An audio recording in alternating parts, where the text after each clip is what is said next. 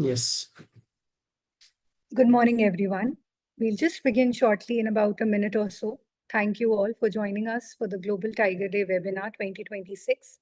I request all of you to kindly keep your microphones muted throughout the session.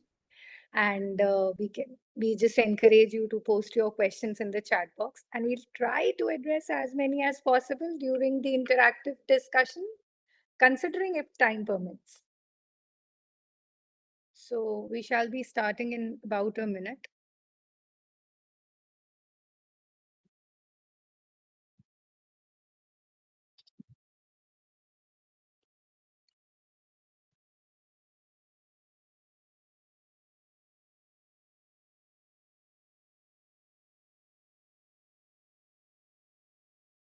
I think we have our final participant, Rishita Negi, with us. Yes, she is there. Rishita Negi, can you hear me? Yes, I can perfectly hear you. Thank you. Thank you for joining us. Right. I suppose we shall begin now. Am I audible to everyone?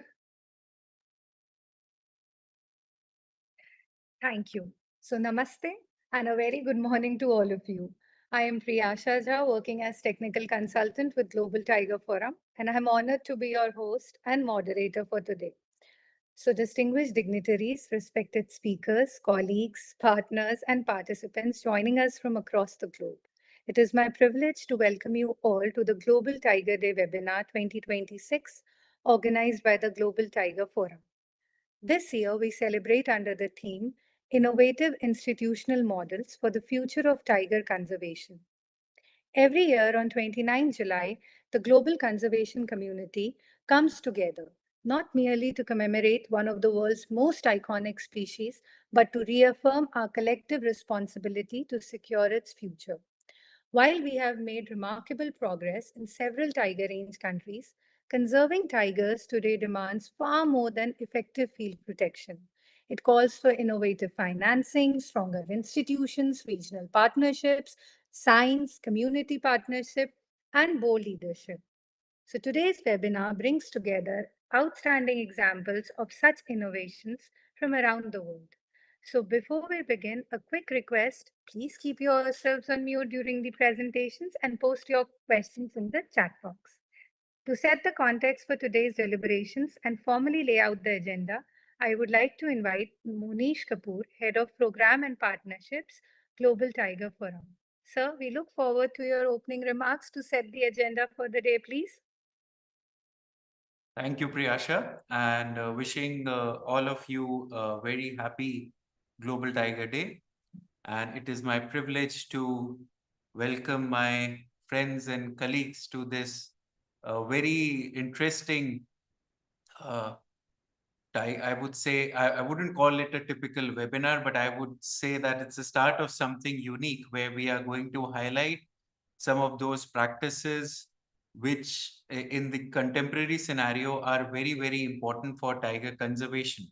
So instead of doing the usual numbers and the population status, we are going ahead and learning from what are the approaches that are being taken across the globe on tiger conservation, both in tiger range countries and, as you'll see in one of the models, even beyond the tiger range countries. So we have with us today sessions on saving the Malayan tiger, where we'll be seeing incredible efforts that have been done by the Malaysian government, specifically in a challenging region of Southeast Asia, where tiger recovery is a major challenge, but how political commitment and the collective partnership is bringing tigers back in Malaysia from the brink of a decline, which was visible over a decade ago.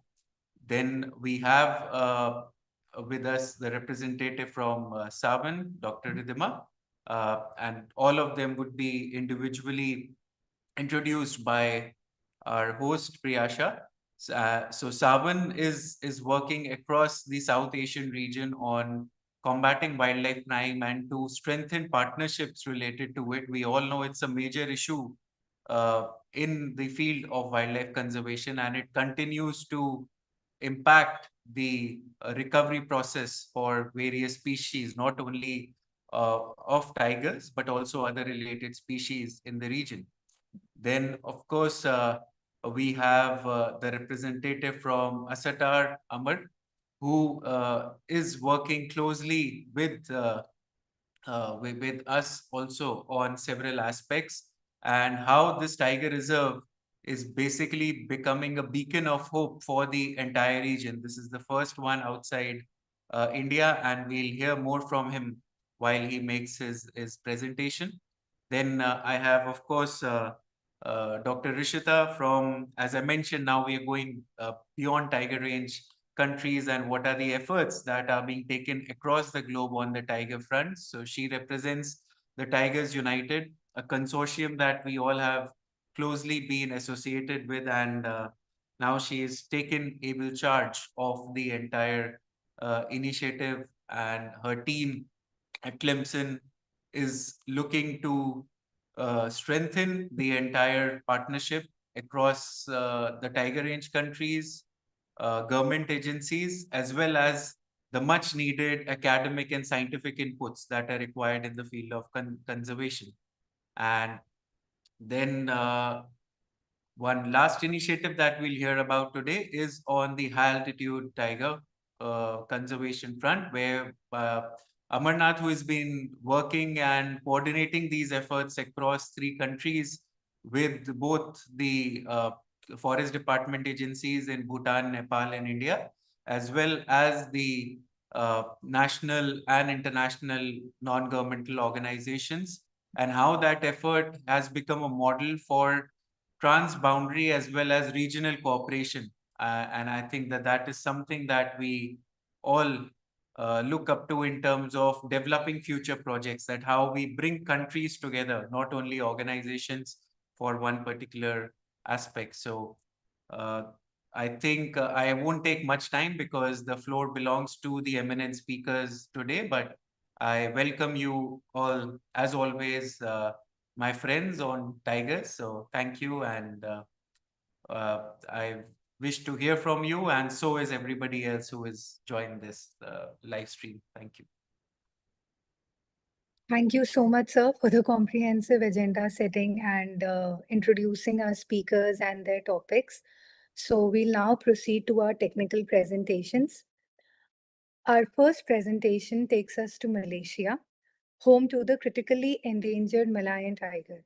It is my privilege to invite Mohammad Rufino, head of the Malayan Tiger and Prey Conservation Section at the Malaysia's Department of Wildlife and National Parks. Serving since 2007 and nearly 2 decades, spanning field operations, protected area management, human-wildlife conflict, and wildlife crime enforcement, including leadership in Taman Negara Pahang, Pahang Conflict Management, and headquarters at Wildlife Crime Unit. He now drives strategic national initiatives safeguarding the critically endangered Malayan tiger and its ecosystems for Malaysia. He would be speaking on saving the Malayan tiger, and the floor is all yours, sir. Um, Thank you, Priyasha. Hello, everyone. Let me share my slide first.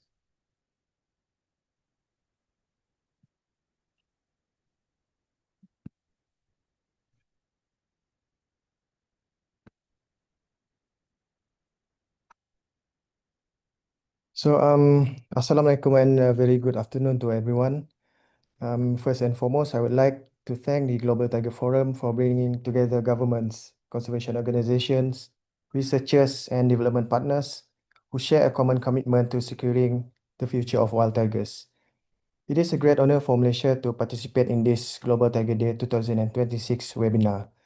Today, I am pleased to share Malaysia's experience in conserving the critically endangered Malayan tiger, highlighting our conservation journey, the challenges that we face, and the collective efforts that are beginning to show encouraging progress.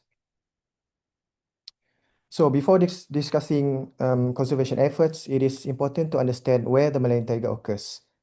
The Malayan tiger is endemic to Peninsular Malaysia and is primarily distributed within the Central Forest Pine, our country's largest connected forest landscape. This ecological network provides essential habitat for tigers and many other threatened species. Maintaining connectivity across this landscape is critical because tigers require extensive home ranges to disperse, establish territories, and maintain healthy genetic diversity. Protecting landscape rather than isolated protected areas has therefore become a central principle of Malaysia's conservation strategy. Reliable scientific information is fundamental for effective conservation. Between 2016 and 2020, Perhilitan conducted the first National Tiger Survey, the largest camera trap survey ever undertaken for the Malayan tiger. Covering approximately 44,000 square kilometers, thousands of camera traps were deployed across the Central Forest Pine. Using each tiger's unique stripe pattern, individual animals were identified through internationally recognized scientific method. The survey produced a sobering result. Fewer than 150 Malayan tigers remain in the wild. Although alarming, these findings became the scientific foundation for strengthening Malaysia's conservation policies and recovery program. The National Tiger Survey also generated valuable information beyond tigers. Camera traps recorded numerous mammals, including leopards, ghauls, tapirs, elephants, sambar deer, and many other species. This record provides important insights into ecosystem health and prey availability. Healthy prey populations are essential for sustaining healthy tiger populations, making biodiversity monitoring an equally important component of tiger conservation. Now, despite ongoing conservation efforts, the Malayan tiger continues to face multiple threats. These include habitat degradation, poaching, illegal wildlife trade, human-tiger conflict, rot mortality, and emerging diseases. These threats are closely interconnected. Addressing them requires an integrated approach that combines science, effective enforcement, habitat management, and strong collaboration among all stakeholders. Habitat degradation remains one of the long-term challenges. Forest fragmentation caused by infrastructure development and changes in land use reduces habitat connectivity and restricts tiger movement. Fragmented landscapes also reduce prey abundance and increase the likelihood of wildlife entering human-dominated areas. For this reason, Malaysia continues to prioritize the protection and restoration of ecological corridors within the Central Forest Pine to ensure long-term population viability. Among all threats, illegal wildlife trade and poaching remain the most immediate danger to the Malayan tiger. Indiscriminate wire snares continue to kill both tigers and their prey species. To address this challenge, Malaysia has strengthened anti-poaching operations through the Special Protected Area Response Team or SPARTA, working closely with the Royal Malaysia Police, the Malaysian Armed Forces, and other enforcement agencies. Today, enforcement relies increasingly on intelligence, collaboration, and strategic patrols to combat organized wildlife crime. Human-tiger conflict has become increasingly common as habitat fragmentation forces wildlife closer to plantations and rural communities. Managing these incidents require balancing human safety while ensuring the long-term conservation of these critically endangered species. Perhilitan responds through rapid response teams, conflict mitigation measures, and where necessary, translocation of individual animals. Ultimately, reducing conflict depends on maintaining healthy forest habitats and sufficient prey populations. Road mortality has emerged as another important conservation challenge. As transportation networks expand, roads increasingly intersect wildlife movement corridors. Given the extremely small tiger population, the loss of even a single individual has significant conservation implications. This highlights the importance of integrating wildlife crossings, roadside fencing, and biodiversity-sensitive infrastructure into future development planning. Disease is another emerging concern for tiger conservation. In 2021, Malaysia recorded one of the earliest documented cases of canine distemper virus, or CDV, in a free-ranging Malayan tiger. In addition, African swine fever has significantly affected wild boar populations across several forest landscapes. Because wild boar constitutes one of the tiger's primary prey species, declines in prey abundance may influence tiger survival, breeding success, and distribution. These examples remind us that conserving tigers also requires maintaining healthy ecosystems and strengthening wildlife disease surveillance. The findings of the first National Tiger Survey became a turning point for Malaysia. Recognizing the urgency of the situation, the government introduced a series of strategic initiatives aimed at reversing the population decline. This includes stronger enforcement, increased investment under the 12th Malaysia Plan, and expanded long-term scientific monitoring programs. Together, these initiatives represent Malaysia's long-term commitment to tiger recovery. Central to these efforts are the 9 strategic actions for Malayan tiger conservation. These actions focus on halting population decline, ensuring long-term recovery, and strengthening conservation governance. Implementations has included strengthened PATA, establishing the National Task Force for Malayan Tiger Conservation, enhancing wildlife forensic capabilities, and improving coordination among federal agencies, state governments, and conservation partners. This whole-of-government approach provides a strong framework for coordinated conservation actions. Now, building upon the National Tiger Survey, Malaysia launched a long-term monitoring program across Taman Negara Banjaran Titawangsa or TNBT landscape and other priority tiger habitats. More than 6,900 camera traps have been deployed through close collaboration between Perhilitan, WWF Malaysia, WCS Malaysia, Panthera Malaysia, and Pelindo. Unlike the National Tiger Survey, this program focuses on continuous monitoring to evaluate population trends and assess the effectiveness of conservation interventions. Preliminary findings are encouraging, with an increase in the number of individual tigers detected across monitored landscapes compared to previous surveys. Although detailed analyses are still ongoing, these results provide optimism that sustained conservation efforts are beginning to yield positive outcomes. Strong enforcement remains a cornerstone of Malaysia's tiger conservation strategy. Through Operasi Bersepadu Khazanah or OBK, enforcement agencies have intensified anti-poaching patrols, removed illegal snares, dismantled poaching camps, and strengthened intelligence-led operations against organized wildlife crime.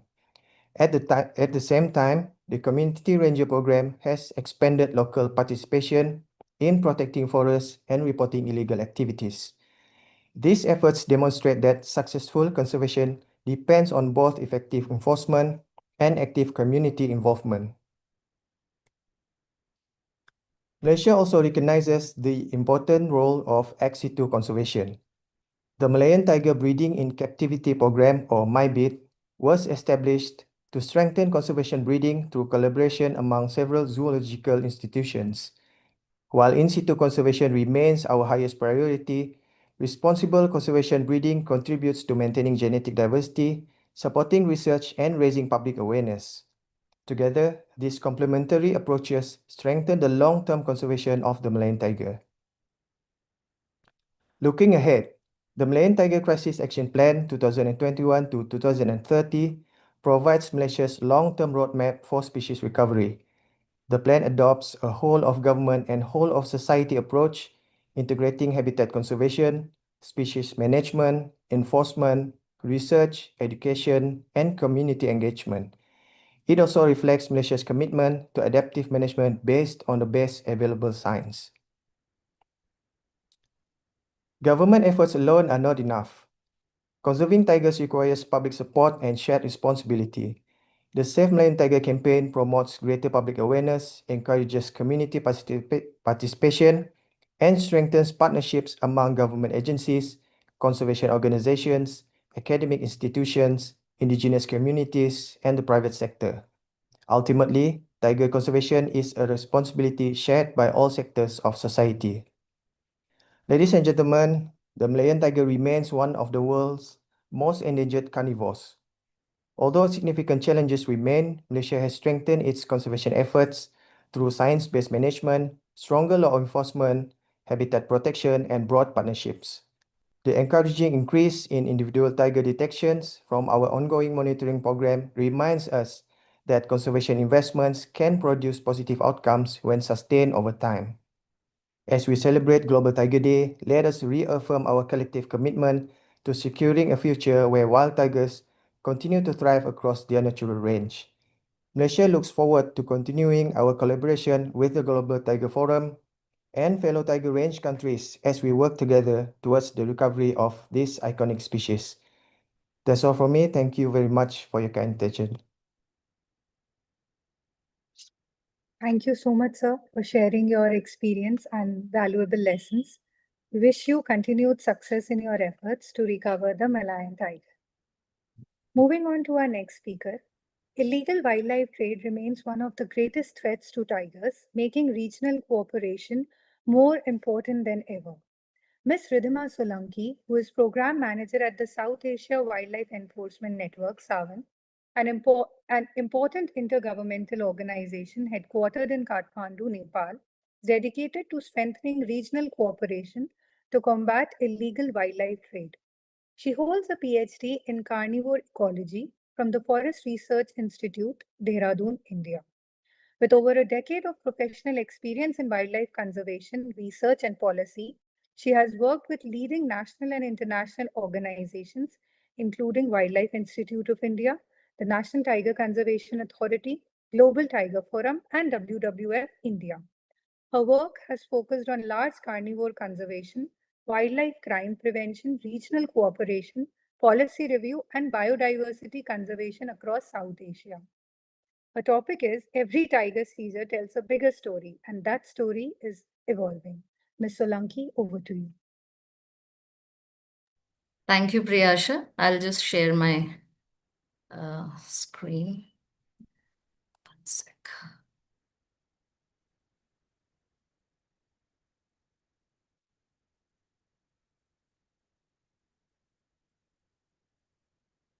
Can you guys see the full screen? Yes. Okay, So I am representing Sarvain today on Global Tiger Day.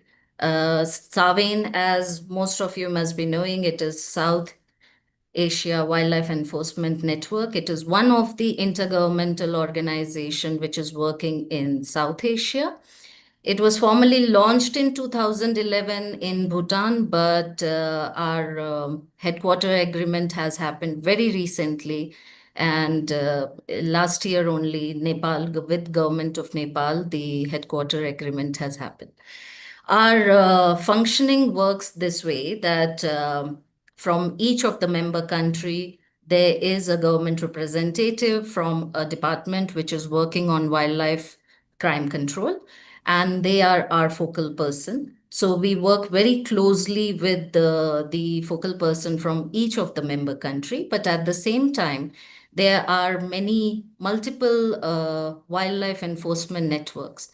Sarvain works very closely in sharing of intelligence sharing as well as training programs with the WEN network as well as the other partners, the NGOs and the government agencies working in these countries. So our mandate is basically to combat wildlife crime in South Asia, but that doesn't mean because wildlife crime is not limited to one particular region. It is the demand and the supply chain is engaging with Southeast Asia, with East Asia, West Asia. So it is, Sarvain has the mandate of collaborating and keeping a close partnership with the people working in these regions also, apart from South Asia. And our objectives mainly revolve around the strengthening the law and policies based on the database that we are getting, the information, dynamic information regarding wildlife trade. And based on that, we try to standardize the law and policies, which is very different for each country in South Asia.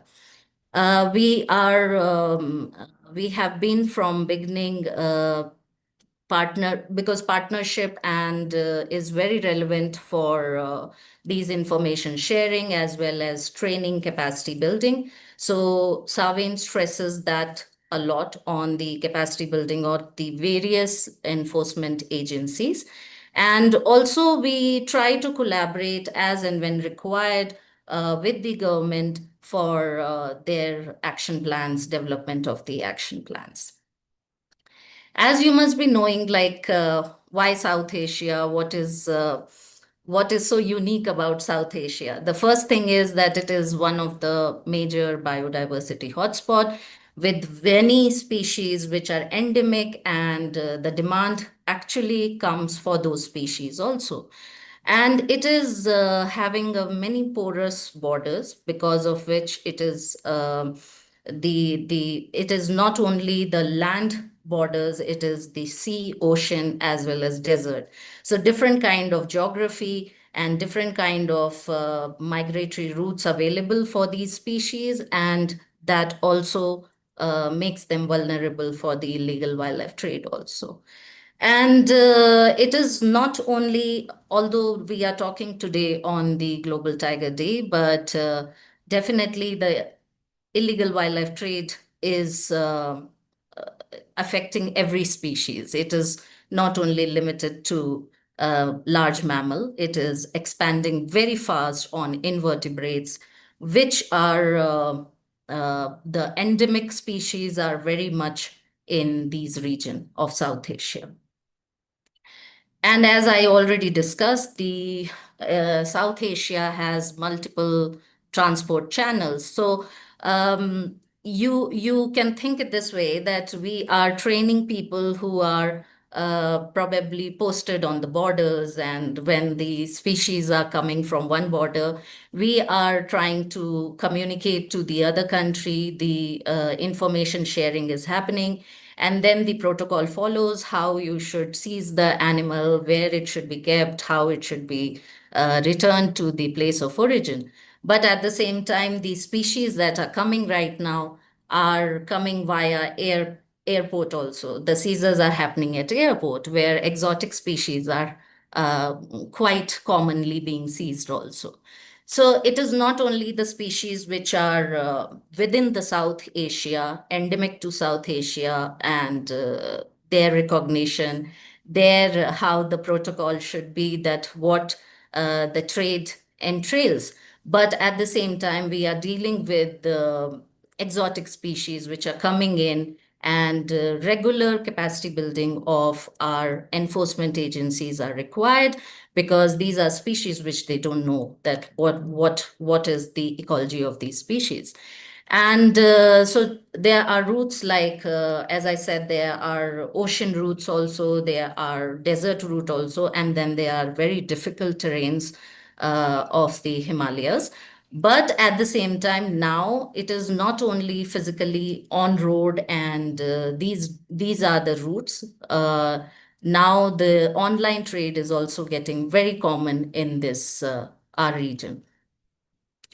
So as you all might be aware, that wildlife crime holds as the third largest transnational crime, and it is going in billions of dollars annually. So it is very lucrative. People are actually getting involved because of the money involved in it. And South Asia definitely works as a source, transit, and emerging consumer also, which I will talk about in my coming slide. And so most of the time it is, earlier it was probably for just the traditional Asian medicine or some other purpose. But now there is a growing trend of getting live animal seizures, and a lot of these animals are also going into pet trade. For tiger, probably we have not found that kind of pattern, very high pattern, but for leopard, definitely. Most of the seizures that we have found are small cubs, live animals. When we have found, they are small cubs, which are indicating towards the pet trade. So there is a very blurring line between legal and illegal trade, because some of the species, not for the tiger definitely, but overall in the larger perspective, the legal and illegal boundaries and trade are trying to be blurred when these seizures are happening. So this was one of the report that was published in 2020 when they talked about it's not only how high the seizure is, what the seizure is.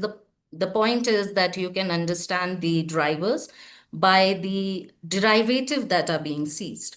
So when you see the seizures, it's like 2/3 of the tiger seizure incident in during this period of the study. They talked about the tiger bone, because tiger bone is not only individually being seized, it is also being used in the medicinal seizures derivatives that has been found. And there is also found to be a growing trend, because tiger bones are used very much into the traditional Asian medicines. The demand is high, and some way or the other, the leopard bone is also being very frequently substituted for the tiger.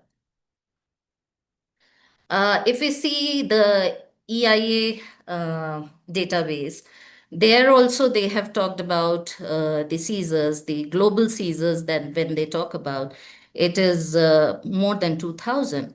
And the 2,000 seizures, out of the global seizures of Asian big cats, when we talk about, major of them, more than 50% is of tiger. So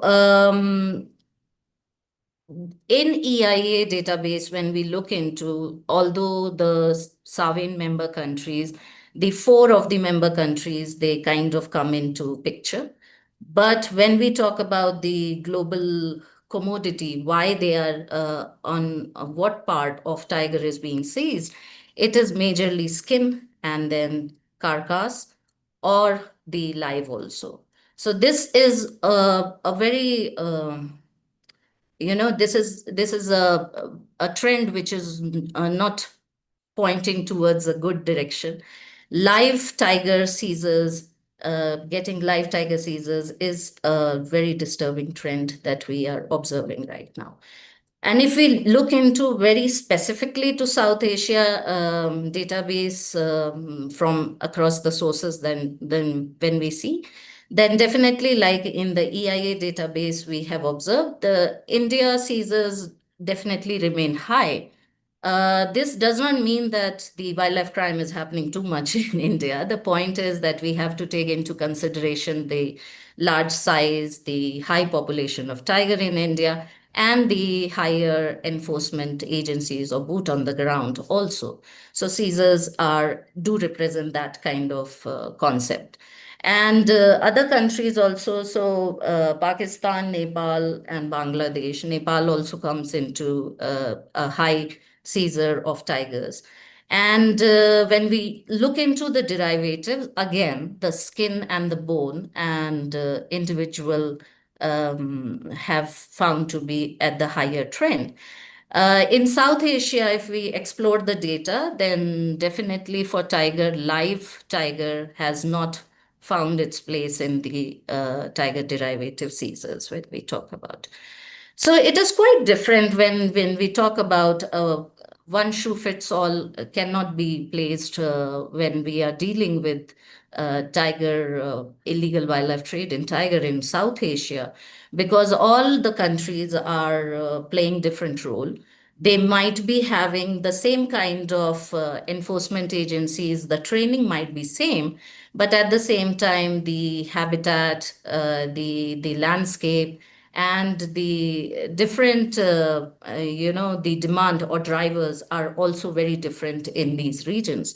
So in Nepal, when we talk about, although it is showing not a very high trend of tiger seizures, but it is commonly found, the seizures are commonly found with leopard, pangolin, and red panda, which is very prominent species for Nepal. And one of the study, it found that Bengal tiger ranked highest in terms of number of seizures of body parts, followed by leopard. And other was also that this trend also showed two of the hotspots where in Nepal these clusters of tiger parts trade is happening. And so these kind of information has actually helped us to intercept not the supply chain directly, but also at the same time understand that where exactly from which the supply chain gaps we can identify and how we can make the enforcement agencies more capacitated for controlling it.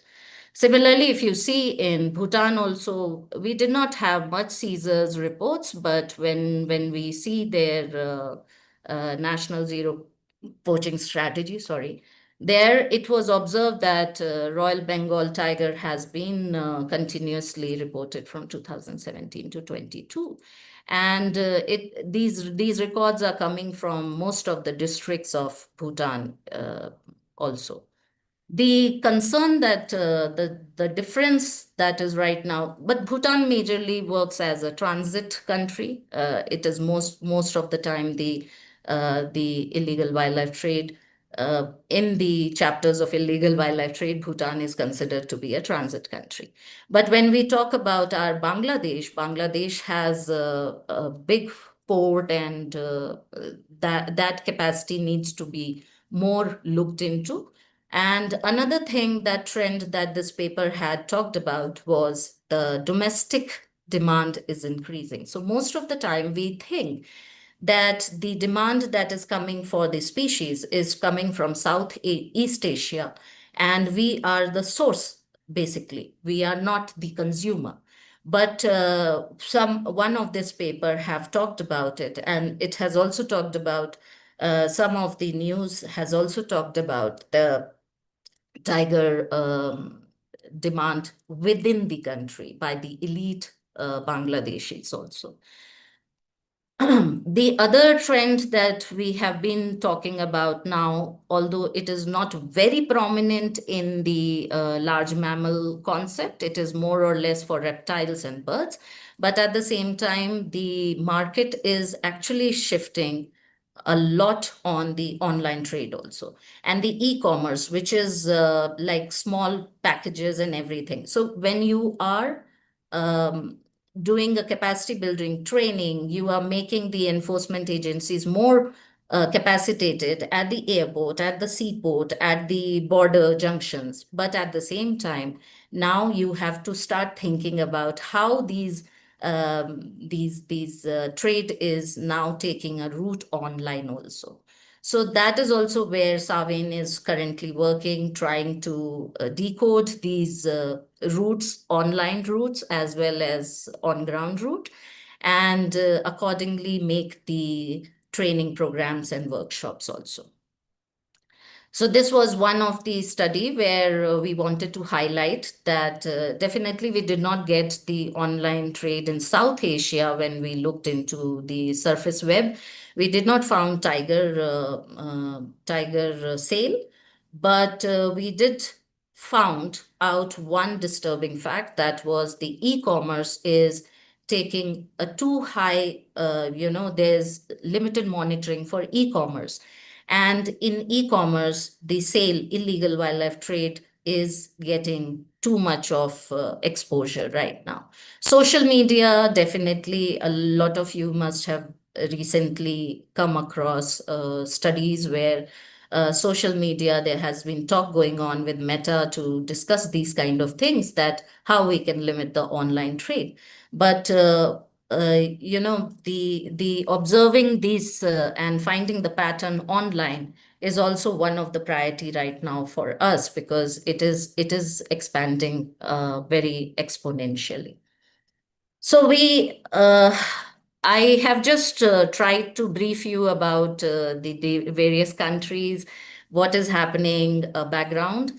How are we doing? We know, Savin objectives, but on ground, how are these things coming into picture? Like, how are we trying to get combat the illegal wildlife trade.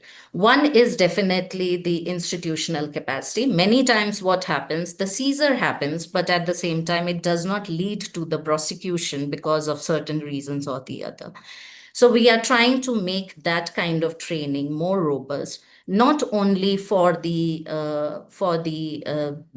frontline staff when they are documenting, when they are seizing, how to do forensic evidence, save the forensic evidence, but at the same time, how the judiciary system can be more aware about the illegal wildlife trade and what is happening into the environmental crime.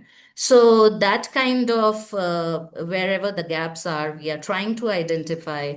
We have started the awareness as well as sensitization program with the Nepal judiciary system, where the Chief Justice had also discussed and expressed concern that this is an important factor where the prosecution rate, if it is low, then there's no point of too much of seizure. A lot of your effort are going wastage also. So that balance from ground to the judiciary, that is where we are working. Regional cooperation, definitely the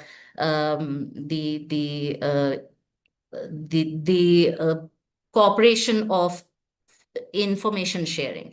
So the criminals are having a very nice nexus. They are very dynamic. They know where what they have to transport. But similarly, the enforcement agencies should come together and a very dynamic information exchange should happen. Where we are currently working, Savin has been working with few of the cases in India and Nepal, Bhutan, and that as and when the need provides, we are working towards it. And then the digital policing, I already discussed that it is coming up as emerging as a big challenge for us. But that's also where the partnership, the technology-driven partnership would be more looked into. And then scientific research. So when you try to convince anyone regarding prosecution, regarding judiciary, regarding any policy, the data is the primary thing. So we have been trying to collate those kind of information, not only to see a pattern what is coming currently, but where it has been 10 years back, where it is now emerging, and where it will be going in the future. So that kind of database is very important, and Savin is building that database we have currently, which with the map for various species, we are trying to bring the policy changes also. So as I had already discussed, I'm coming towards the end of my slide. As we have already discussed, it is not only foot on the ground, but taking from the ranger training, from the custom department training to the training till the judiciary system is more robust and more sensitive towards the biodiversity and environmental crime. And we have regular meetings and training and discussion, information sharing with the Wildlife Crime Control Bureau of India and Nepal. That meetings have been organized. The customs meeting, Wildlife Enforcement Network, those meetings, their information sharing happens. And then we definitely have tried to bring in more partnerships. So we have partnership with definitely with Global Tiger Forum and IBC, but at the same time we are expanding because this partnership will only be telling us that what is happening in your country, how the action plans can be developed based on the scientific backing also. So this is what currently we are doing, apart from customs, apart from rangers, the trainings, the foot on ground, but at the same time taking it to the next level, which is the last step of prosecution also. So Savin is working in this direction. And we will be holding our first General Assembly and hope to see a lot of people over there also. Some of you definitely will be coming. And with that, I would like to end my presentation because as we always say that Caesar is one of the thing, when we should not make Caesar as a big thing, talking about Caesars, but it is like understanding the drivers, understanding the change in drivers, as well as the supply chain. So disrupting the supply chain is more important rather than identifying which country, which location the wildlife seizure is happening. So we are working in that direction, and we hope that we will have much better collaboration in future and bring it to combat wildlife crime much better. Thank you. Thank you so much, Ridhima ma'am, for highlighting the vital role in institutional capacity, regional cooperation, and scientific research for combating wildlife crime. And it is very disheartening to know about the tiger seizures. And whenever we lose even a single tiger coming from conservation community, we all feel that we are losing a part of our natural heritage, or an entire ecosystem feels the impact. Anyways, our third presentation is by Mr. Amar Rusli, who is a technology and digital transformation leader with 16 plus year experience across toll technology, oil and gas, property development. Expert in aligning business goals with innovation, he has delivered digital platforms, mobile apps, and data-driven transformation programs. Currently technology lead at Engang, he spearheads IC dams, an integrated conservation, data analytics, and monitoring system that consolidates patrolling, habitat, community, and ecotourism data to support Malaysia's tiger conservation through actionable insights. The floor is yours, Amar sir. Hi everyone. Let me share my screen. Okay, webinar. Share.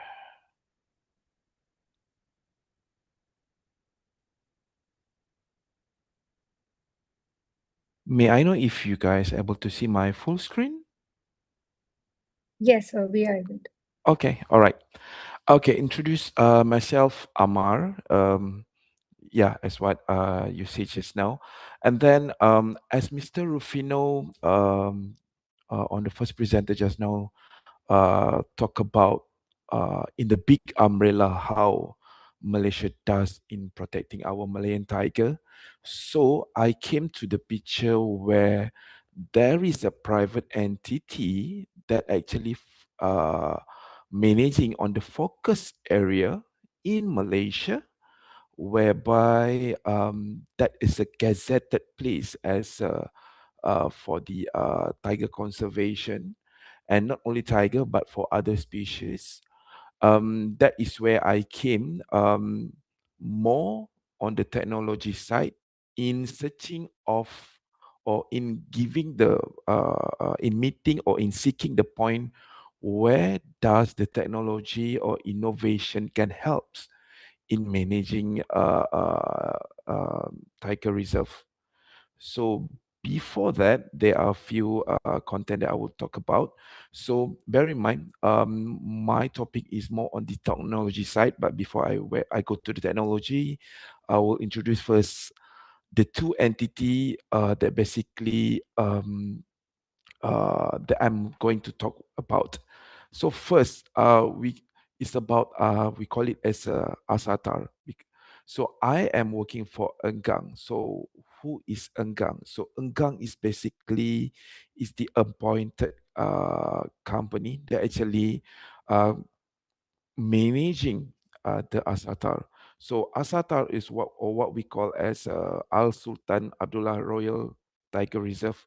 So why we put the name as Al Sultan Abdullah Royal Tiger Reserve is because in conjunction of the kings, that is where the location is located.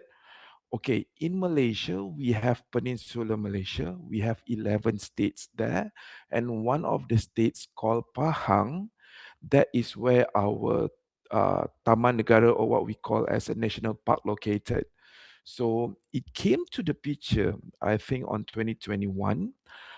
There was a feasibility study made between The Yayasan Amanah Mahkota is a private entity, and also the Habitat Foundation, also the private entity, in try to in aware of the possibility of extinction of the Malayan tiger.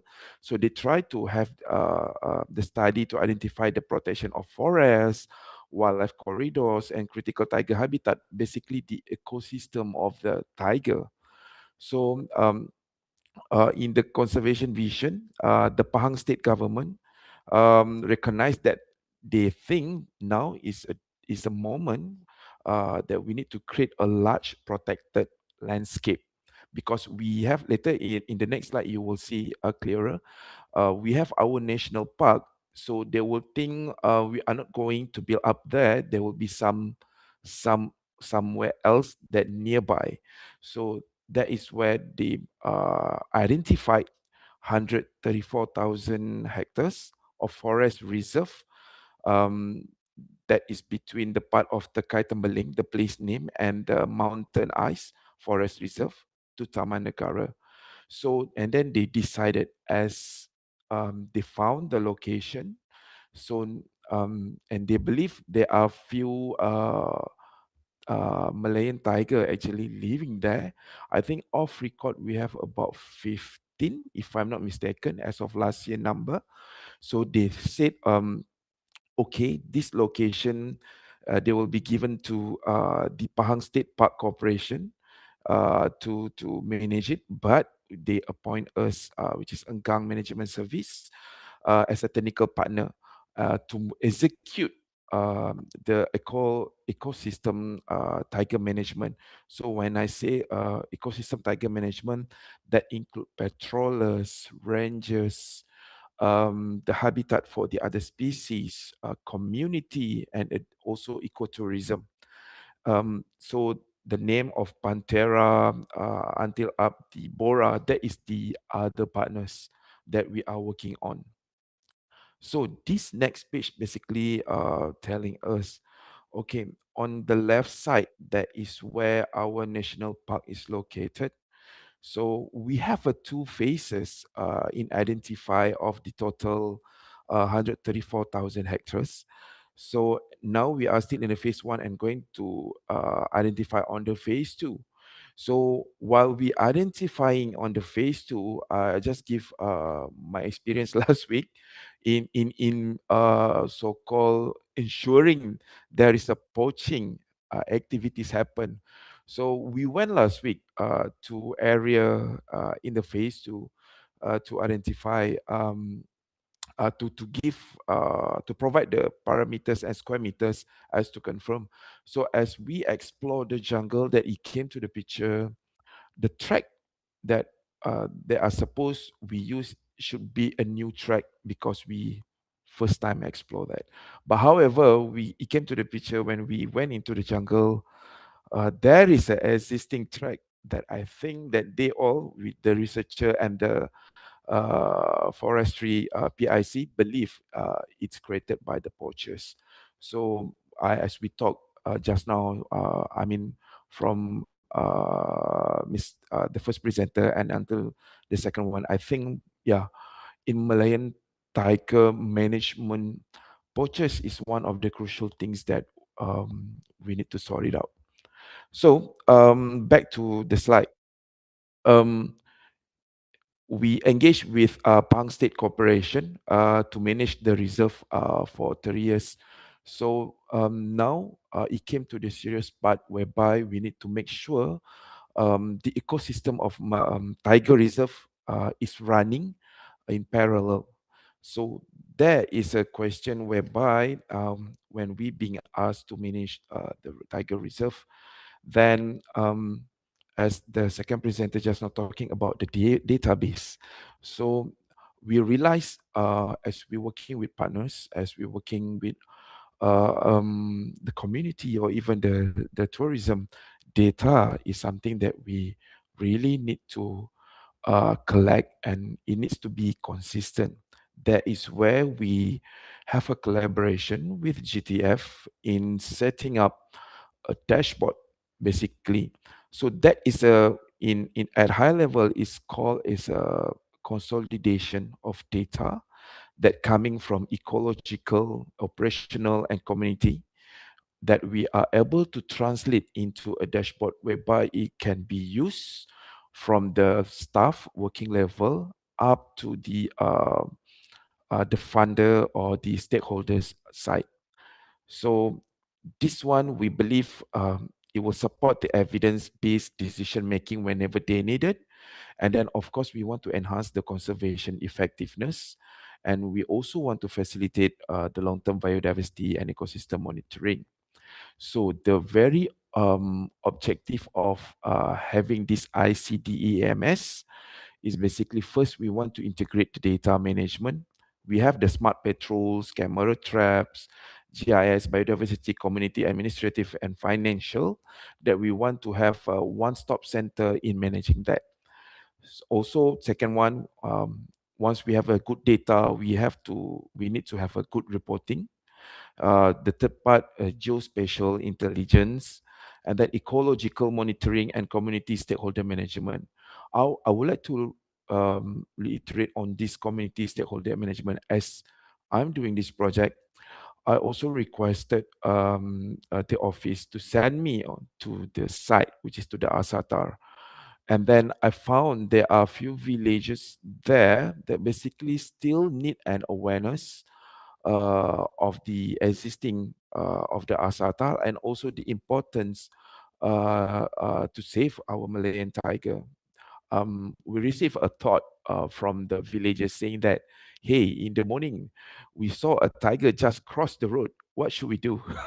So that is kind of a feedback that we received from the villagers, and we as a Asata in charge or staff, our community staff over there is basically try to communicate to them in giving the awareness, and also in managing them, as they are kind of our native, our Malaysian native that refuse the modernization. So there is a responsibility for us, other than managing a tiger, but also to manage the ecosystem inside there. So the scope is much more involve all data integration, dashboard, data quality and validation, and of course the technical setup and maintenance. So that is the collaboration that we made with GTF. So this is kind of the innovation that we have in mind, that we translated into diagram. So we have the input resource whereby the patrollers will use the smart linkage, the survey data that comes from the community, the camera trap that comes from our vendors, the monthly Excel sheet that could come from our finance team. So those input sources will be translated by assistance of the tools on the right when we enhance and we use some of the technology like Power BI, even Microsoft. It's a simple Microsoft Web Forms and a SharePoint, and then we translate it as output, which is a dashboard, a patrolling dashboard, community dashboard, biodiversity, tourism, and finance. So literally, because we are still in the progress in doing that, in the timeline, we have a year to make it happen until January next year. So this is some kind of the visualization output that we could share to you guys, how it looks alike, and how the working level at Asatar, even the PIC for the community at the villages, the stakeholder of Enggang, and the partners, PIC, and even the funder can see what is the progress of Asatar in managing the community, like this, the pasture management dashboard, and then like tourism. So tourism is a new thing in even in Asata, because we have our appointed partner called the Habitat Foundation, THF, that recently been hired for our ecotourism. So they are planning something bigger, and then they are going to share with us what is, instead of managing the tiger reserve only, what we can turn it in terms of the ecotourism. So that is something bigger that they are planning at the moment. So in terms of timeline, it's just like I said, it's just a year given. So I think this is some kind of things that I would like to share to the community of GTF and also people here in the conjunction of the Global Tiger Day. With my last word, basically, um, I might new to the industry, but I can straight away fall in love within I think a week because of the nature that basically we are trying to protecting is really at the critical stage, which is our Malayan tiger, and it's very honored to see that not only Malaysia, but we also learn from the best country in managing a tiger reserve, which is India. I was being informed that in India we have about 58 tiger reserve. I think there is a collaboration also that we are doing at the moment. We try to send our people here, the experts here, to go to India and to learn, to absorb and adopt the best training at Kanha Tiger Reserve. So that is something that I'm truly looking forward. That's all, guys, from my presentation. Thank you, Mr. Rusi. Your presentation illustrates how data analytics and monitoring system can transform our conservation ambitions into a reality. Moving on, conservation also depends upon building the next generation of scientists and leaders. Our next speaker is Ms. Rishita Negi, who is Associate Director of Tigers United at Clemson University, leading strategic initiatives that advance global tiger conservation under the Global Tiger Recovery Program.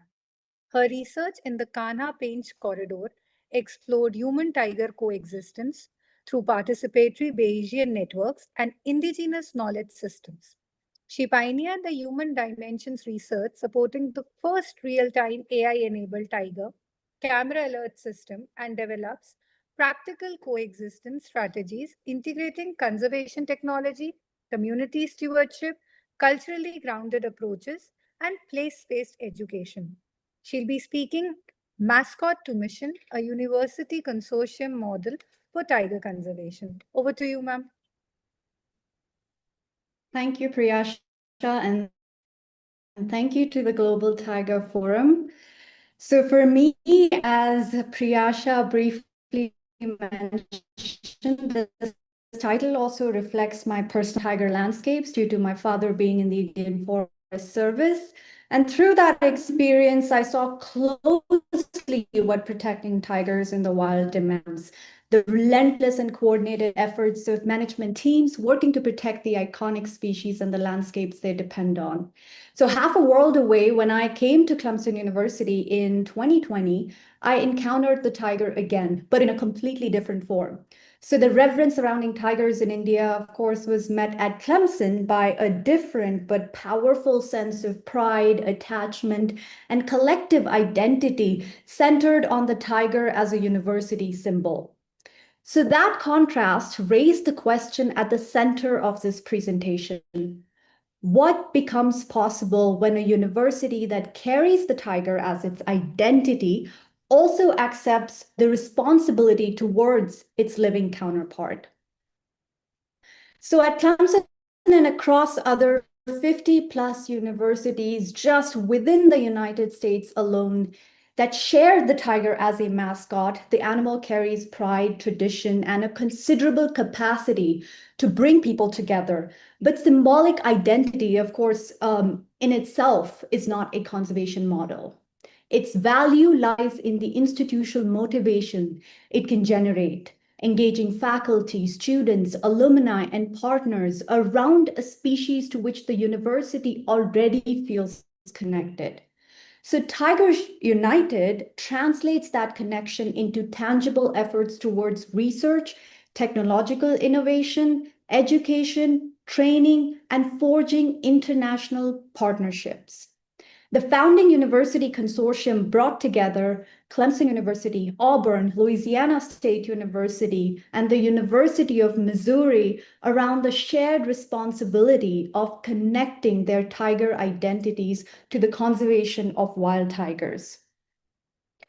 Now, that university capability enters a global tiger conservation movement, which is, as most of us are familiar with, built over more than 3 decades through intergovernmental coordination, high-level political commitment, and successive global tiger recovery programs.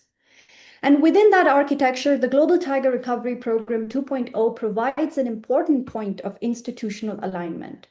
Under its action portfolios, it calls for evolving partnerships with thematic institutions to strengthen science, research, and technology, and create a space for academic and research institutions to contribute relevant capability.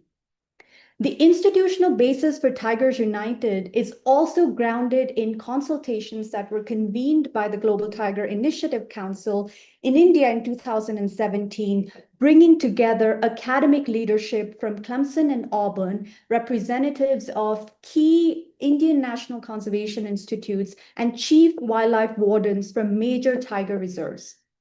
Those discussions found that the central gap was not so much as the absence of tiger-related research, but the lack of mechanisms for translating the research into active management and policy. And in that, most importantly, for recognizing the largely untapped potential for universities to contribute towards tiger conservation in a much more sustained and structured manner. So Tigers United emerged from those discussions as an academic and capacity building response, connecting research and innovation with tiger range country-led priorities for global tiger recovery.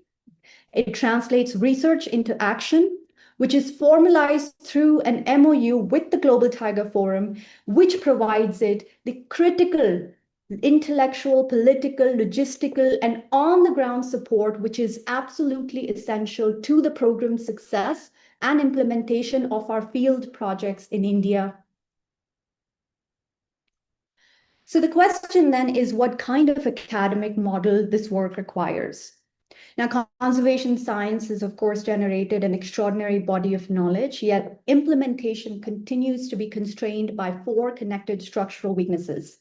We have the research capacity that remains unevenly distributed, with many of the world's most biodiverse regions lacking the research funding and infrastructure. We have conservation problems that are still frequently divided among disciplinary silos. Knowledge continues to flow too often in one direction from researchers to practitioners rather than being co-produced across the full research process. And apply training platforms that prepare emerging professionals to work across disciplines and geographies. So tiger conservation, as we all know, embodies all of those challenges. And the Tigers United in development, its programmatic model responds systematically through equitable institutional partnerships, transdisciplinary convergence, co-production with practitioners and communities, and applied training connected directly to conservation practice. The need for this integrated approach is particularly clear in India, and that is why for the last couple of years, our projects were centered around India. India's tiger recovery, as one of our delegates here mentioned, is one of the most significant achievements in modern conservation. Well-protected tiger reserves even now remain the cornerstone of that recovery. But tiger occupancy in the last few years has also expanded into multi-use landscapes. These are spaces, as we all are familiar, where the human footprint is significant. So the next frontier is therefore not only the continued protection of tigers within just the reserves, but it is sustaining that recovery across shared landscapes while safeguarding human lives, livelihood, and well-being.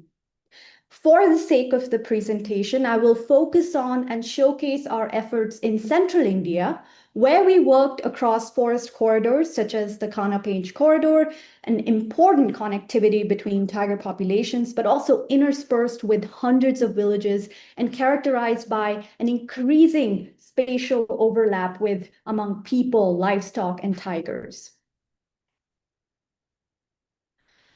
So the work began with a specific management question. Could near real-time information about tiger movement help management staff respond before a potentially dangerous interaction had escalated? So using livestock depredation information together with the knowledge of local rangers and local guards, AI-embedded camera systems were deployed at high conflict locations across the Kana-Pinch corridor. Our camera system processed images through artificial intelligence on the device itself, identified relevant species, and it transmitted detections directly to forest authorities. The deployment produced the first near real-time transmission of wild tiger detections using embedded artificial intelligence. And notifications reached the mobile application within approximately 30 seconds. The rangers in their feedback described this as eyes in the forest with the kind of unprecedented critical surveillance it provided of the habitats. But technology was only one component of that response. In partnership with the Global Tiger Forum, but along with Wildlife Institute of India, Tigers United developed and led specialized workshops that trained the forest department staff. This training addressed camera operation, interpretation of alerts, and evidence-based response in conflict locations. And just as importantly, that training created a feedback process where rangers and guards contributed detailed knowledge of the localized conflict conditions and helped us refine how the technology could serve their management requirements. Community engagement was also incorporated into the implementation system through accessible education materials, facilitated discussions in these high conflict villages, and helped sensitize these conflict-ridden groups. And clear communication about the purpose and limits of the camera deployment was performed. These efforts were complemented also by place-based education for local schools in these high conflict regions that gave the lesson plans that drew on the local ecological and cultural knowledge so that it creates a better and strengthens the sense of belonging for the younger kids and helps them understand their localized environmental challenges. So research, innovation, frontline capacity, community engagement, education, and even local knowledge were all integrated around one conservation problem. The camera system deployment was also operated under different conservation and management conditions. In the Kana-Pinch, of course, the principal application became related to tiger-related conflict and the near real-time response. In other parts, such as Dudhwa Tiger Reserve along the India-Nepal border, real-time detection supported forest officials in identifying suspected poaching activity and initiating investigations using transmitted photographic evidence. Beyond this, the camera system also was adapted in other regions to help support management within a landscape experiencing intense human-elephant conflict. So the significance is not that one technology provides a universal solution. It is that a field-ready technology platform could be adapted to different species and different increasing threats. Tigers United programmatic model, which we're currently working on and expanding, is proposed to organize this work through 5 connected programs. So we have the Convergence Research Program that wherein it integrates disciplines and knowledge systems around priority conservation problems. We have the International Collaborative Lab Program that structures reciprocal research, training, and institutional partnership with Tiger Range country institutions. The Tiger Leadership Program that connects academic learning, practitioner experience, and field-based leadership development. Then we have the Tiger Conservation Innovation Program that brings emerging computing, engineering, and technological capability into direct relationship with conservation management needs. And the Knowledge to Action program that carries all of the scientific outputs into practitioner communication, training, and management application. So what you have together are 5 programs that form a single research to practice architecture. So the wider proposition extends beyond Tiger United itself. The frontiers that were represented in this webinar itself, whether conservation finance, species recovery, wildlife enforcement, protected area governance, and transboundary conservation, are all distinct, But each requires, as we all know, a sustained scientific capacity, trained leaders, technological innovation, evaluation, and mechanisms that are capable of carrying knowledge into action. So designed with care, a university consortium can place the sustained research, innovation, training, and knowledge to action capacity behind Tiger Range country-led recovery efforts. So what Tigers United model ultimately offers is this sort of sustained academic role in support of Tiger Range country-led recovery, and in that a durable structure through which knowledge, partnership, and leadership can continue over time and evolve over time. And for us at Clemson, that is the meaning of moving from mascot to mission, not only carrying the tiger as a symbol, but placing our academic strength in service of its future in the wild as well. That's all that I have. Thank you very much. Thank you, Ms. Negi, for highlighting the powerful role universities can play through education, research, and capacity building. Our final presentation takes us to one of the newest frontiers in tiger conservation, the high-altitude tiger landscape of the Himalayas. It is my pleasure to invite Mr. Amarnath Chaudhary. I'm sorry. Thank you, Priyasha. Just give me a second to put my screen. So by the time you share your screen, let me introduce you as well, though people know you, but still. So Amarnath Chaudhary is a wildlife conservationist with over a decade of experience leading tiger conservation, human-wildlife conflict mitigation, and community-based conservation initiatives. As program manager at Global Tiger Forum, he manages landscape-scale conservation programs, develops monitoring protocols, and promotes transboundary collaboration with Bhutan and Nepal. Previously with Central Zoo Authority and Traffic India, he contributed to wildlife crime enforcement, biodiversity policy, and conservation planning through science-based, people-centered approaches. He'll be speaking on high-altitude tiger conservation, a transboundary partnership across Bhutan, India, and Nepal. Floor is yours, sir. Go ahead. Thank you, Priyasha. Welcome, everyone, and special thank you to my organizing team for giving me the opportunity. To introduce myself, this is Amarnath, working as program manager at GTF. And just a bit of explanation on the presentation. It's not one of a project level update kind of project presentation. I'll just briefly talk about on high altitude tigers and some importance and how the understanding evolves over the years. So it's basically the high altitude tiger initiatives. It has changed the fundamental understanding of tiger ecology and the conservation in the mountain landscape. So I'll just go through and take you through this initiative and talk more about on it. Why high altitude tigers?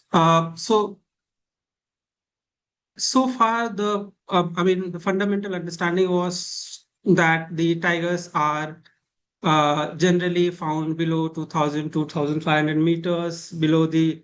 This conservation was also focused on the tropical and subtropical forest areas. And with this initiative, and also initially there was whenever they come across with some sort of records of the tiger, so it was kind of accidental or exceptional. But this initiatives brings us to the understanding that yes, they are present, they are moving above they are crossing the 3,000 meter limits as well. They are found at 4,000 meter as well, and over the last decades, the work that has been that initiative that we have done across the 3 countries generated repeated evidences in all of these areas, especially in Sikkim, where this project was implemented in India. And so in Bhutan, this particular project covers most of the sites of the tiger presence. Most of it are of the high altitude areas. And in Sikkim, we recorded one of the highest elevation record of tiger presence, that is 3,966 meter. In Nepal, the Western Nepal, the entire landscape was completely monitored during this project implementations. Connectivity was assessed further, both in Sikkim and as well as in Nepal as well. So this actually tells us that yes, there is a shift from lowland understanding of tiger presence to high altitude areas, and we need to like monitor and work and conserve that landscape as well. Why this matters? So tigers, I mean, it's basically, it's not about only conserving the tiger. It's about looking at the entire high altitude tiger landscape. Once you conserve that entire landscape, once you conserve the tiger, you conserve the entire landscape and secure the biodiversity, the water security, the ecological connectivity, and it basically provides water security for millions of peoples downstream. So it's a need of the hour to look at the Himalayan high altitude tiger landscape, and considering the fact that rapid change in the climate shift is global warming is there, and so all of it is already there. So in 2018-19, the initiative took place with GTF leading the three of the countries. So with support from the IUC and KFW, we initiated this project wherein detailed assessment was carried out all across India, Nepal, and Bhutan to understand the potential habitats of the tiger in that landscape. With this, then we developed a detailed strategy to conserve and to assess that entire landscape in terms of not only the potential habitat, but also the presence of tiger and the conflict, the local communities living there, all of it, and how we can conserve that landscape. So that strategy was developed, and then the three independent projects were implemented in these three countries. One is in Sikkim, another one in Nepal, the Sudur Pakshim area, and then one in the Bhutan.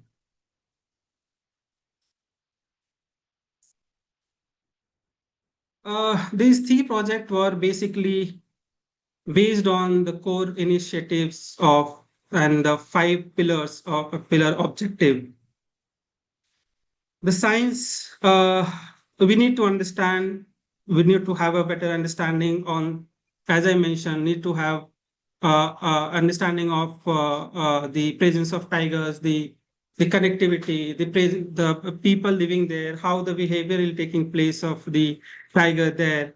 So all of it was, I mean, through detailed camera trapping, science surveys, habitat assessment, biological monitoring, eDNA and all. So the high altitude initiative generated a robust scientific evidence across the high altitude landscape. Bhutan completed its systematic monitoring across 10 project sites and documented approximately 89 individual tigers. In Sikkim, systematic camera trapping, a dedicated monitoring protocol was developed, and it confirmed repeated tiger detection at, 15 different locations, 15 different tiger captures. So out of which it was confirmed that two independent individuals were IDs, and they were all male. Both of them were male. And it was also confirmed that there is a movement between India and Bhutan as well. And then Nepal, obviously, they surveyed and developed a provincial level large carnivore strategy for the protection of the large carnivore, including the tiger. So this foundation provides, this actually provides a foundation for conservation planning, protected area management, and policy decision. So this further takes us to understand the landscape connectivity, the second pillar. Now, the tiger are highly mobile animal. We all know that they need to move across forest, valleys, and international borders, and in search of prey, mates, and the new territories as they are. And in Sikkim, we identified around 18 tiger corridors, which are connecting inter and intrastate, basically, and international connectivity as well. So they're connecting, some say, wildlife division of the Bhutan, and then towards towards in North Bengal side as well. And then there is Singalila National Park, which connects the Nepal side.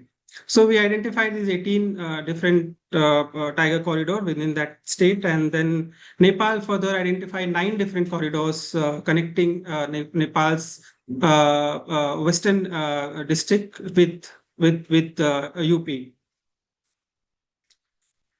So basically, this basically makes our understanding more.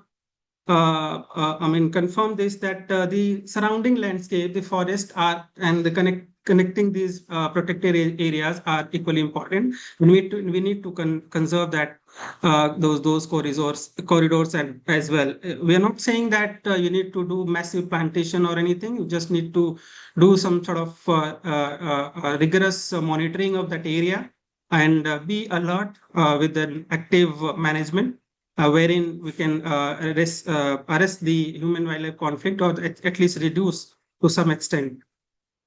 Now comes the third pillar, the communities. Without engaging the community, no conservation projects can sustain or can be successful. So these communities are very essentials. I would actually put them in pillar 1 rather. So across the country, the project deliberately moved beyond the conflict mitigation towards co-occurrence. Bhutan invested in nature guide, sustainable agricultural, youth engagement, and innovative hunter to hermit program. Sikkim supported a very unique initiative, Tagzo. Tagzo is nothing but it's basically Tagzo meaning basically the tiger path. So we consider the Sikkim as one of the part of the larger Kanchenjunga landscape corridor. So Tagzo is a livelihood initiative which basically gives you the market linkage, and basically the Sikkimese people there do a lot of. There are a lot of local producer there. For example, cardamom. Cardamom is one of the most I mean, very good quality cardamom is there and very sought after. So we tried to like put some sort of value addition, do some packaging and properly market it, and in the name of tiger, and from the land of Sikkim, which is an organic state, completely organic state declared and by the government. And so apart from that, we further greenhouse development and all of the lot of other initiatives in order to I mean, include the communities. Once you include the community, if the communities are gaining some sort of benefit out of it, they are your long-term conservation stewards. So that way we need to like they are the one of the most important pillar of the any conservation project. Institutions. So if you talk about any project or any kind of initiative, so unless there is an buy-in by the institution, because project will be there for say 4, 5 years, 6 years, 10 years, but then once that project is over, everything is gone unless there is an institution taking care of it, so which will remain there. So in this initiative, we tried to incorporate these initiatives into the government system. For example, if we talk about Sikkim, Sikkim was not a tiger state as other states are there. For example, Rishita was talking about Madhya Pradesh. Madhya Pradesh having one of the highest tiger numbers, density of tigers. A lot of tiger reserves are there. So, but in Sikkim, there is no tiger reserve as such. And this was the first time when tigers were being recorded, especially focused with this specially focused initiative.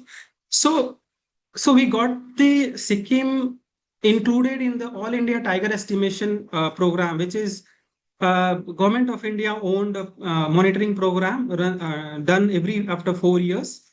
And also one of the technology that is MStripe, similar to SMART that is implemented in other areas.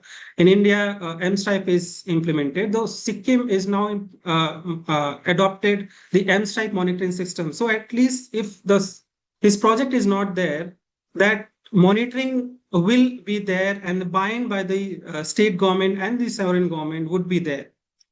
So a lot of, and similarly for Nepal. So for example, as I mentioned, the large carnivore strategy, that is that document is adopted by the government, and then there was also a management planning exercise was carried out, which also was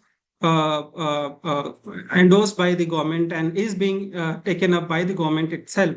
So now, even after, if the project is not there, which is now concluded obviously, and in all three countries, these initiatives would remain there and would be implemented.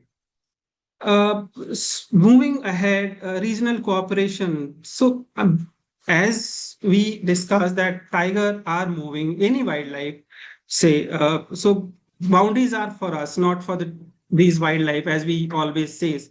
But for that, we need to have a regional cooperation. We need to share the technical knowledge. We need to share all the movement related information, the wildlife crime that Ridhima was just mentioning. You need a regional cooperation. You need bilaterals. You need some sort of MOU. So under this initiative, we tried to do a lot of consultations, meetings, and formation of groups in order to, site level groups, not at the very high level, so that there is no any kind of hiccups on sharing at least shareable information while also following the law of the land. And these resulted in a very good and positive results. So all of these, and then visiting the sites and knowledge exchange, study tours within these countries were carried out in order to ensure that there is regional cooperation, and people on the ground, on the sites, they know each other. For example, Pangolakha Wildlife Sanctuary sharing border with Samsted Wildlife Division directly. So people, the forest staff available there, the present there, should know each other, and they may and meet and discuss things. If not physically, at least they can talk over phone, over WhatsApp, and share such information, on the movement of the animals, and so all of those things. Moving ahead,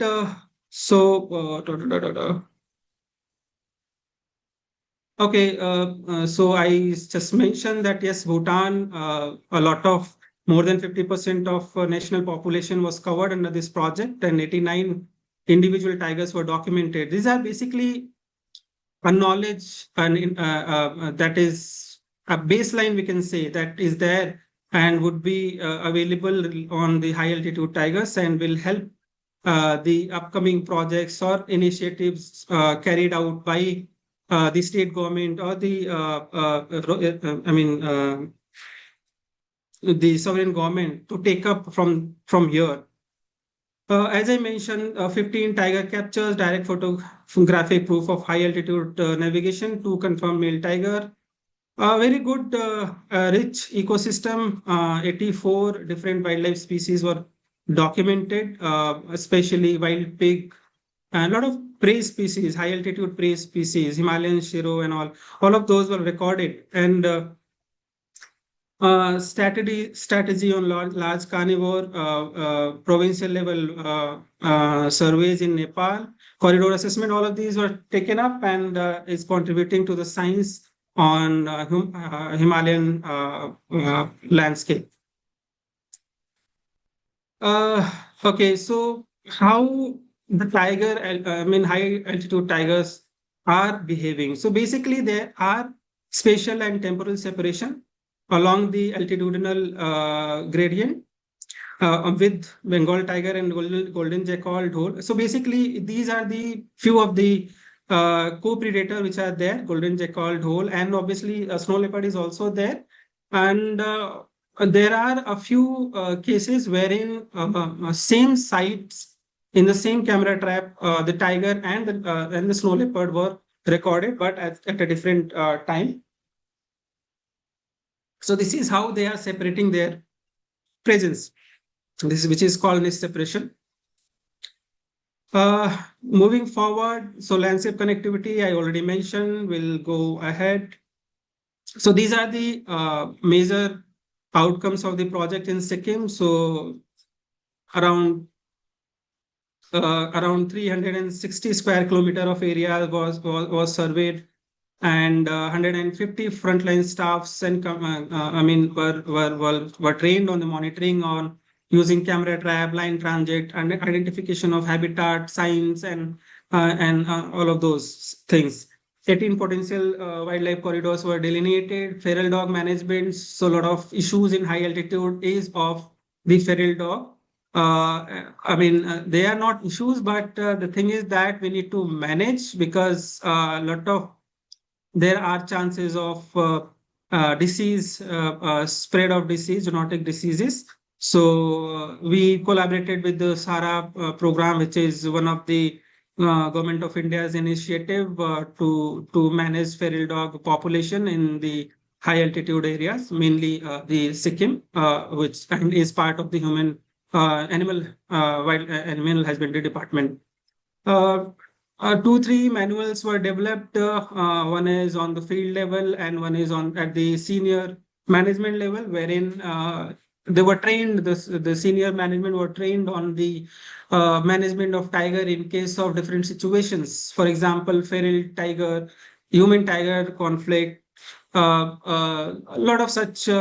There are around 8 to 10 standard operating procedures already available and at the several government and developed by the NTC, and when these forest officials were trained on that including the M stripes and all, we are then considering the fact that the area is the terrain is so difficult. We further provided them with the thermal image camera for the monitoring of the wild animal. Using this thermal drone in order to zero down the area and reach out to that particular conflict site and manage the conflict immediately and effectively. Providing RRT, quick response team was developed, a lot of solid waste related work was done, and then engagement with the security agencies, considering the fact that they are there and they needs to be engaged as one of the stakeholder.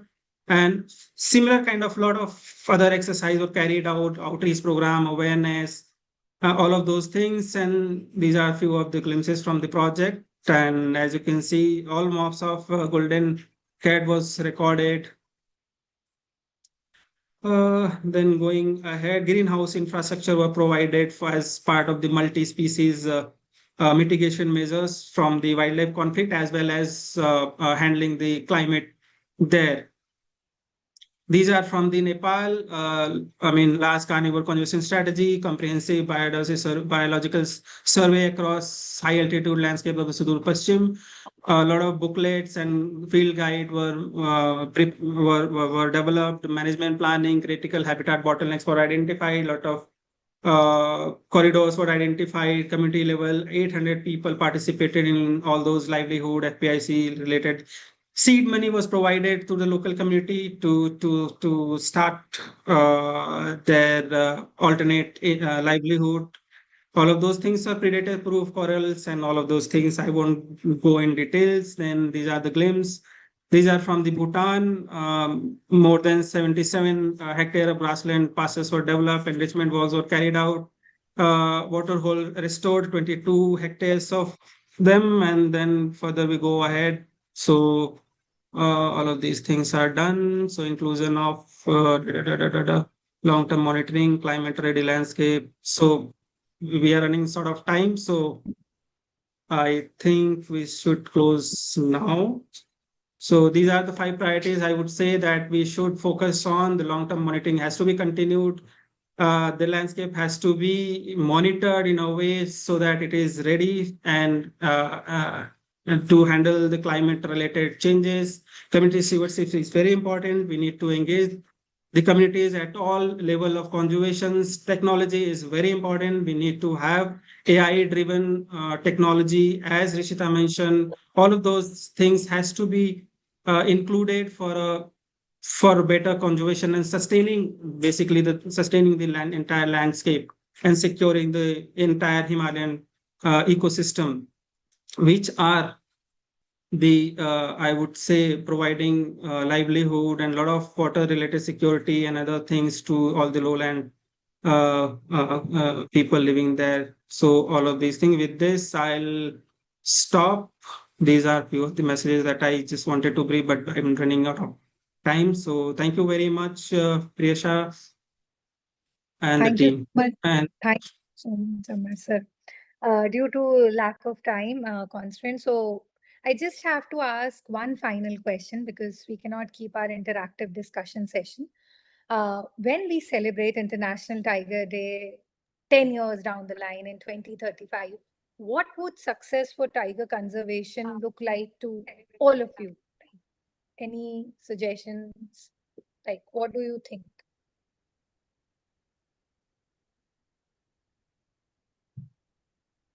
I can go first. Yes. So, so for me, I would say that we have been like I have been in this field for quite some time, and initially it was always we were talking about coexistence, but over the years, like discussing with GTF also and Sir Dr. Rajesh Gopal, he has always talked about co-occurrence. And we have realized that that is a much better way of talking, because in coming years, planning something like we plan most of our management plan or conservation plan for coming 10 years. 10 years, things do change very dynamically, especially when it comes to illegal wildlife trade. So, shifting the concept also slowly, eventually to something, it will also take time. So I'm not saying that we want a Xanadu where tiger is living right next to humans, and but what I wish to see is probably there should be an awareness, there should be a sensitization regarding tiger, and it should be across. It should not be just in the urban setup, just in the areas which are near to, the tigers in your backyard. It should not be like that. It should be across the different aspects, different people who are not directly getting impacted by tigers. They should also understand that what it is bringing to the planet. So that kind of sensitization should be, I look forward to it in the coming future. Thank you. Thank you, ma'am. I would also like to ask the same from Mohammad Rufino, sir. Okay, thank you, Priyasha. As for Malaysia, we hope that for the upcoming 10 years duration, we would have the state-of-the-art technology to monitor our tigers. And hopefully by that time that we will have our optimum number of tigers, which in our Malayan Tiger Crisis Action Plan that we targeted to achieve 400 individuals of tigers. So yeah, that's for us here in Malaysia. Thank you, sir. Sir Amar Rusli, sir, if you have to say a few Mm. words. Oh, what I wish, I think similar to Mr. Rufino also, 10 years from now, um, we celebrate not only the survival of our National Tiger Reserve, but also transformation in thriving the century where tiger population are increasing, forests are flourishing, communities prosper alongside the wildlife, and future generation, inherit the landscape where human and tiger can be live harmony. So that's what I wish for. Rishida, ma'am. You know, for us, Priyasha, it's a great question. And especially coming from a consortium, I always believe that we work with a lot of mandates when it comes to, I'll just say a few that is in placement already when it comes to establishing and increasing the tiger recovery efforts. And we work with some of those Global Tiger Initiative Council, the mandates, and so much of it is about coordinating international support and financing, but also enabling convergence when it comes to across institutions and borders. And, you know, that kind of really helps facilitate connecting those global knowledge systems to the local implementation realities. So with our clear direction, like I was briefly mentioning, with our revised programmatic model, Priyasha, it truly is to create a very co-equitable global North, global South partnerships, so we can work with the challenges that exist on either sides and hopefully come together to strengthen tiger conservation efforts, and academic groups and knowledge systems can work together when it comes to advancing tiger conservation efforts. Very right, ma'am. Amarnath, sir. I would actually talk only about that high altitude area. So I would see it as some sort of sustainable population across all the high altitude landscape, so that larger audience, the global community, have some sort of focus over there, apart from the snow leopard. And because it's very important landscape, and we need to have global communities focus over there, so that that entire landscape is protected. And while having the sustainable population connected throughout the entire landscape, it's very important. And during the coming next 10 years, it will be, if possible, if we can do something to have a sustainable population all across the high altitude region that is there. So that will be the major outcome, I would say, in the next 10 years. Thank you so much, sir, and everyone. So, as we conclude today's webinar, on behalf of Global Tiger Forum, I would like to express my deepest gratitude. First and foremost, a sincere thanks to Monish Kapoor for setting the agenda and guiding the discourse for the day. Our heartfelt thanks to all the distinguished speakers for generously sharing their experiences, expertise, and inspiring conservation journeys. These examples remind us that innovation in conservation extends far beyond technology. It encompasses new partnerships, financing models, stronger institutions, collaborative governance, scientific excellence, and regional solidarity. So today's discussions have clearly demonstrated all these aspects. And I extend my sincere thanks to all the participants who joined us from across different countries and institutions. Your continued commitment strengthens our collective efforts to secure a future where tigers continue to thrive across Asia. Thank you once again for being a part of this Global Tiger Day celebration. Have a wonderful day. Thank you so much. Thank Thank you. you. Thank you. Bye-bye. Everyone. Thank you. Thank you.